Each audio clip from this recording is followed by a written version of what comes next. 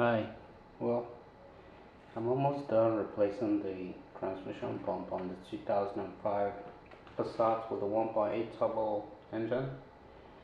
Here's just to show my setup for putting back one of the snap rings. Yeah, these two pieces supposed to hold the huge snap ring down.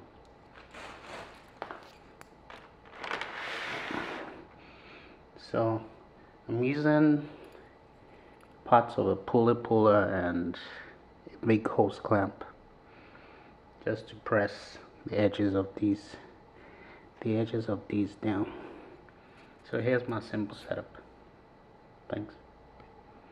I adapted this from a popular video about 5HP-19 transmission disassembly. I'll put the credits in the comments below. So sorry, I can't remember his name right now. He really gave me confidence to do the job. Thanks.